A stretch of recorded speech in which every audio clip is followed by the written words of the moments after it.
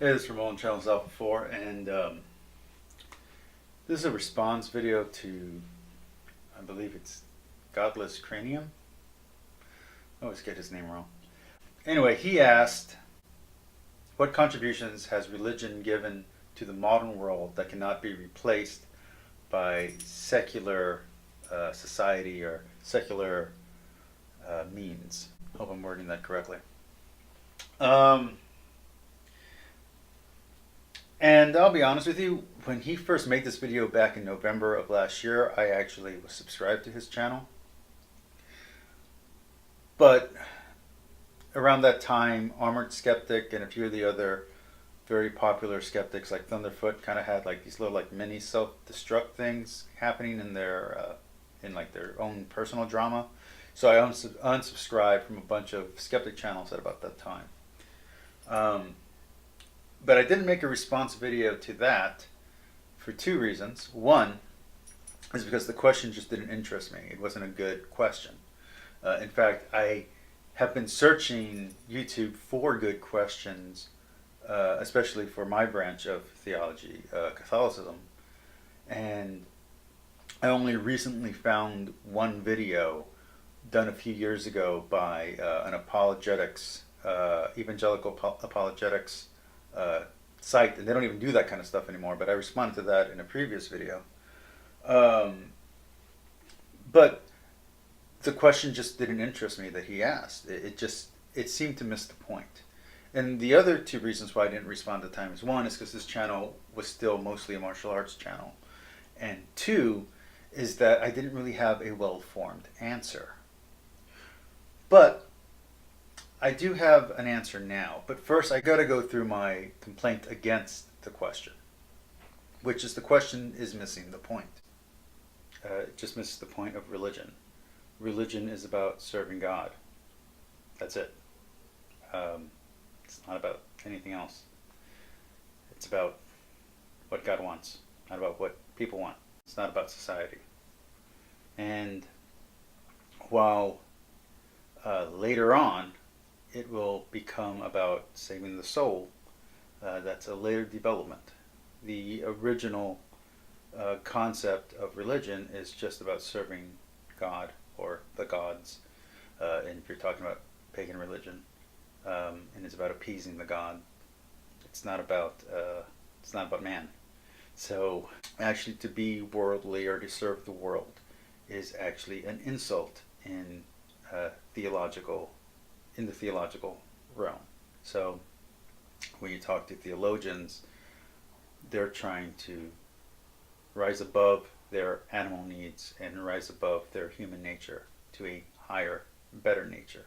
The point of religion is salvation, and the point of religion is serving God. So when you ask a question like that, it negates what religion is about. The type of question that Cranium is asking is just not the kind of question that religion is interested in. So that's the problem with the question, is that it misses the point of religion. But I will answer the question anyway, because I have an opinion. When you're asking what contributions has religion of any kind given to society that modern society couldn't replace or do without, you're missing the part where you had to go through that religious thought to get to our current thought. I'm not saying individual scientists, I'm saying society and humanity as a whole did believe these things at one time, and the ideas that we have now sprang from those ideas. And those ideas, those monotheistic Christian ideas or whatever, Judaism, Islam, whatever, those ideas sprang from polytheistic and pagan ideas, and those came from tribalistic and animistic ideas, and just keeps on going further back. Sprang from might be actually the wrong term. These ideas are polemic and a response to the previous way of thinking.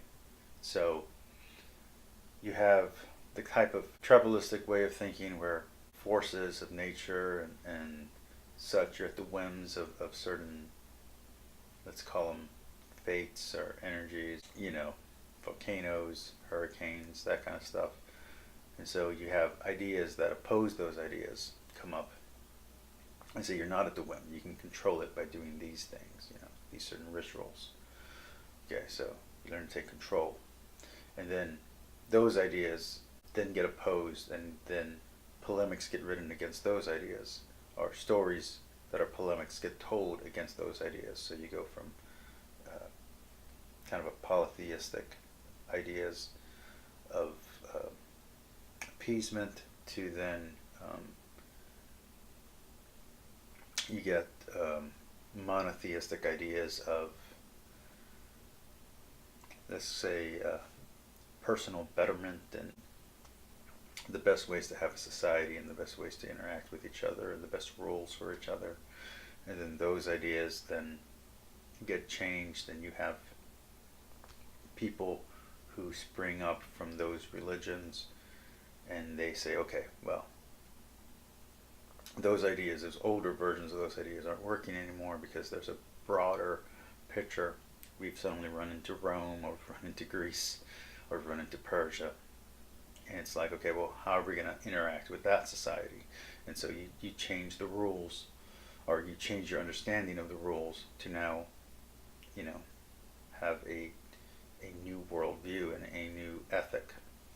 And then those ideas, then you get to the great schisms in the religions, whether it be in Islam, whether it be Sunni and Shia and all that stuff, or in Buddhism, all the different types of Buddhists that are out there, or in Christianity, you get, the Eastern and Western schisms, you get the Protestant schism, you get the Coptic schism, you get all these different schisms, which are different ways of interpreting and understanding theology and philosophy and ethic of viewing the world. And then those schisms then turn into then movements and revolutions, both political and theological and philosophical as well. And then eventually scientific revolutions began to happen, and all these ideas developed with each other and influence each other. And sometimes even those early ideas that were originally fought against get rediscovered. And when they get rediscovered, you have these enlightenments happen.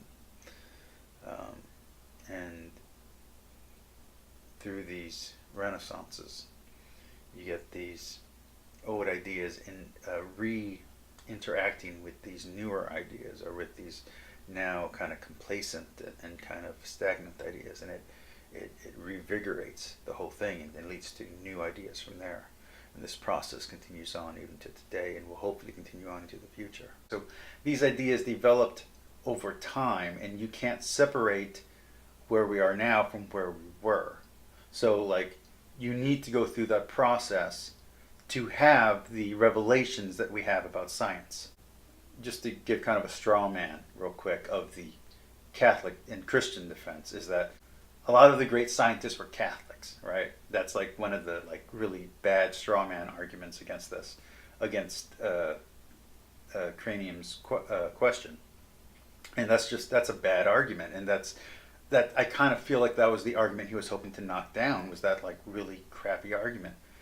But the problem is that the question misses the point. You don't need to believe in religion to get the benefits that religion have given. You know what I mean? Outside of like being saved and all that. I'm not talking about the soul. I'm talking about like corporeal, the theological and philosophical ideas that religion has given to society already exist. So you don't need to go back to a time when you had to believe those things to get to these ideas. Those ideas now exist. Then what is it that religion contributes? Well, I would say religion of any kind contributes a sense of mysticism. Not just a sense of wonder, but a sense of deeper inner meaning and deeper inner purpose. And I don't mean, an atheist can't have purpose. Watch my In Defense of Atheism videos if you want to hear my thoughts on that. No, what I'm talking about is that there are certain ideas of the animus, of the electronic signals in the mind and energy in the body that we would call the soul. The personality, the persona, the thing that develops through developing a rational mind. Those personality traits that are unique to you as an individual, to explore those things in a way that is both comforting and easy for a lay person to understand is uniquely religious. Yes, you can become an academic and spend your life learning about psychology and sociology, but at that point you're no longer at the lay level. You have to learn all that. While religion gives you kind of a base level that you can tell these stories to a child and they will understand them. The meaning changes as you age and with your references, but the base level is there. And these stories, these archetypal stories, relay meaning that even an immature mind can get, and that a mature mind and a developed mind can then dissect and reevaluate and draw more meaning out of. And that is something uniquely religious. I say uniquely religious because you can say, well, okay, yeah, but Shakespeare's great and that's not real. But there's truth in it. Okay, there are truth in the stories, and the more truthful the story is, the more meaningful the story becomes. And I know you can say, well, what about abstract art, and what about farce and all of that? Fair point, but not really constructive to the question. So, what religion gives to society and gives to individuals is a sense of the mystical, which is something that science currently, in its current form, is doing its hardest to smash out. It's trying, especially many atheists, are trying to eliminate the mystical elements of science. Not the mystery elements, the mystical elements. And I think that's a sad thing. And that's what religion gives you. It gives you a uniquely divine, mystical understanding of the universe that you can't get outside of being somewhat religious or spiritual. Now, above that, if you are someone who's inclined to believe those things, science cannot give you an understanding of the soul. Science cannot give you an understanding of that which is not understandable. So, for instance, morals and ethics originated through religion. And I don't just mean Christianity. I mean, like, if you go all the way back to like Mesopotamian and other stuff like that, all these ideas are codified through religion. And even though now you can have a humanistic point of view, there was a time that those ideas first had to be developed. And religion is still developing new ideas. Now, some of those ideas are very counter modernistic ideas, but modernistic ideas will not always be modernistic ideas. One day, these ideas that are current in our society will be of the past as well, and will be archaic, and a new group of people will look at them as horrific ideas, while religious ideas tend to stand the test of time. And those principles and those maxims work. Like, there are plenty of secular ideas such as Marxism and socialism that just end up being completely untrue and don't work. While ideas in I'm just going to take the Bible for instance, but you can say you can say ideas from Islam or Taoism or Shintoism, such as don't kill, don't murder. Those ideas stay true even when you separate them out of the religion. So, because there's more theology developing, and there's more spiritualism developing, especially if you look at Wicca. Wicca has a very, they don't even call themselves Wiccans anymore, but the neo-pagans have a very very much evolving spirituality. And modern gurus like Deepak Chopra, I think I'm saying that right, have these great pseudoscientific ideas that are influencing the minds of future people who are going to become secular. Like, those ideas aren't going to last, but his ideas of consciousness are going to influence the secular side.